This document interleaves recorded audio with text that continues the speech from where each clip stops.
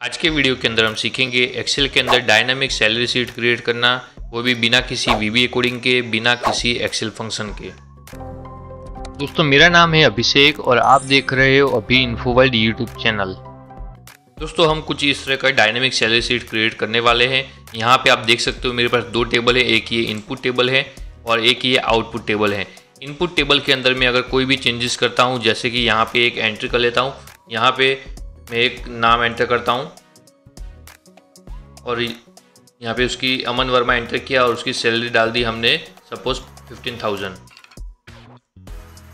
और output table में जाने के बाद जैसे ही हम राइट क्लिक करते हैं और रिफ्रेश बटन पे क्लिक करते हैं, यहाँ पे हमने सिर्फ इनपुट में सिर्फ उसकी सैलरी डाली थी 15,000, लेकिन हमें यहाँ पे पूरा सैलरी का बाइफर्केशन आ जाता है कि उसका बेसिक सैलरी 15,000 है, DA कितना है, TA कितना है, PF कितना है, बोनस कितना है एंड ग्रॉस सैलरी कितनी है।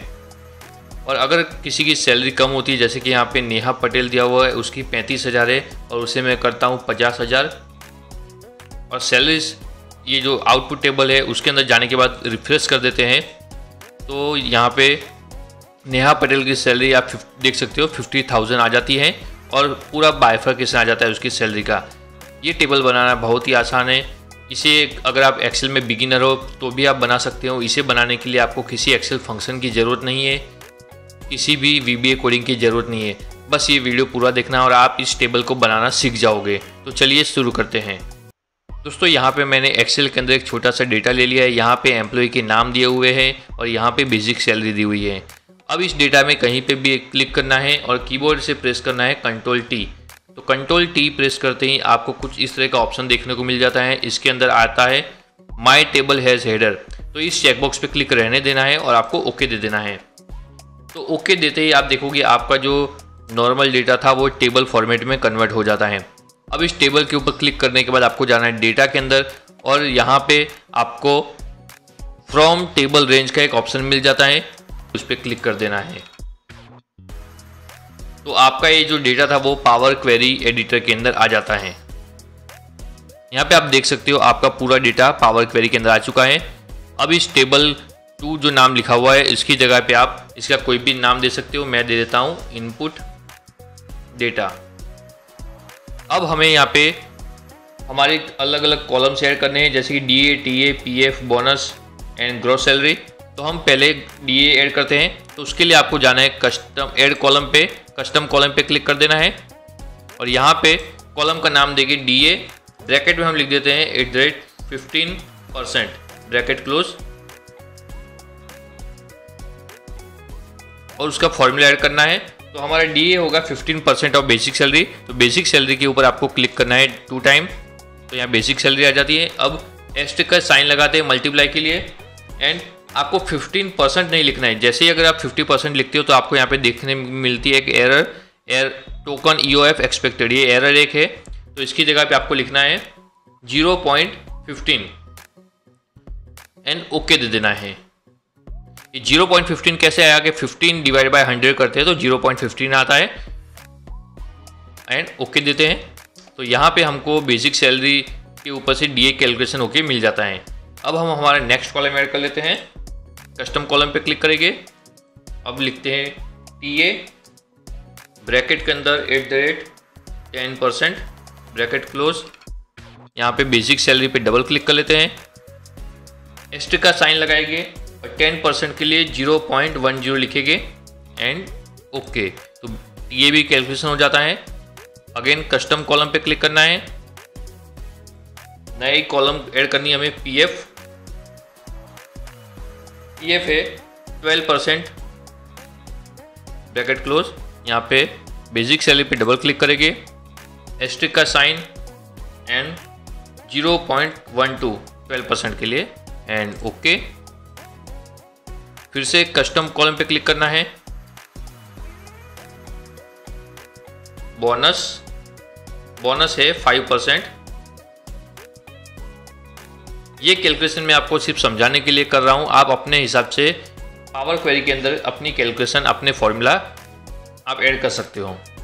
बेसिक सैलरी पे क्लिक करना है, एस्टेरिस्क का साइन मल्टीप्लाई के लिए एंड 0.05 5% के लिए 0.05 एंड ओके। अब हमें कैलकुलेट करना है ग्रॉस सैलरी, तो उसके लिए कस्टम कॉलम पे क्लिक करेंगे और यहाँ पे लिखते हैं ग्रॉस सैलरी। अब ग्रॉस सैलरी है बेसिक प्लस टीए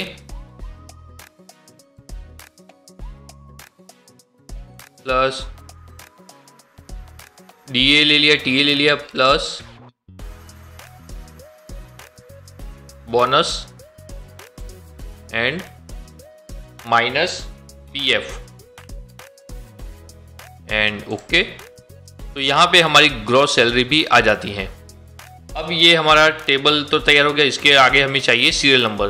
तो सीरियल नंबर के लिए हमको जाना है, ये आपको एक इंडेक्स कॉलम का ऑप्शन मिल जाएगा इसमें, इस पर क्लिक कीजिए।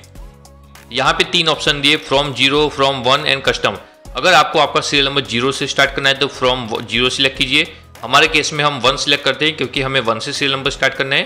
और आपको अगर अपने कोई कस्टमाइज सीरियल नंबर चाहिए तो आप कस्टम पे क्लिक कीजिए। तो मैं अभी के लिए मेरे इस केस के लिए मैं फ्रॉम 1 सिलेक्ट करता हूँ। तो यहाँ पे मेरे सीरियल नंबर आ जाते हैं। अभी इंडेक्स लिखा हुआ है, इस पर डबल क्लिक करके यहाँ हेडिंग दे देते हैं सीरियल नंबर। सीरियल नंबर यहाँ पे हमारे लास्ट कॉलम में आई है, इसे हमको फर्स्ट कॉलम में ले जाना है। तो इस पर क्लिक करेंगे 2 टाइम एंड इसे ड्रैग करके फर्स्ट कॉलम से आगे मूव कर लेंगे। यहाँ पे नेम से आगे वाली कॉलम में यहाँ पे मूव कर लिया हमने, तो हमारे सीरियल नंबर फर्स्ट कॉलम में आ जाते हैं। यहाँ पे आप देखोगे अप्लाइड स्टेप, हमने जो जो स्टेप लिए है वो यहाँ पे आपको देखने को मिल रहे हैं। पावर क्वेरी के अंदर आप यहाँ पे डिलीट कर सकते हो या इसमें चेंज कर सकते हो। इसमें अंडू का ऑप्शन नहीं होता है, तो अगर आपको कोई चेंजेस करना हो तो यहाँ पे इसमें आप चेंज कर सकते हो या डिलीट कर सकते हो। अंडू का ऑप्शन इसमें नहीं मिलेगा। अब आपको होम पे क्लिक करना है। होम पे जाने के बाद आपको लोड, क्लोज एंड लोड पे जाना है। इसके अंदर आपको 2 ऑप्शन मिल जाते हैं, close and load and close and load to. Close and load पे अगर क्लिक करोगे तो आपका ये जो डेटा है वो न्यू वर्कशीट के अंदर ओपन होगा, और क्लोज एंड लोड टू करोगे तो आपको एग्जिस्टिंग वर्कशीट के अंदर या जहां भी जिस सेल में भी आपको डेटा ले जाना है वहां पे आप ले जा सकते हो। तो मैं क्लोज एंड लोड टू पे क्लिक करता हूं। अब ये इस तरह का ऑप्शन आता है इंपोर्ट डेटा का, उसके अंदर आपको एग्जिस्टिंग वर्कशीट पे क्लिक करना है और जिस भी सेल में आपको डेटा ले जाना है उस पर क्लिक कीजिए एंड ओके दे दीजिए। तो आपका पूरा डेटा यहाँ पे इंपोर्ट होके आ जाता है।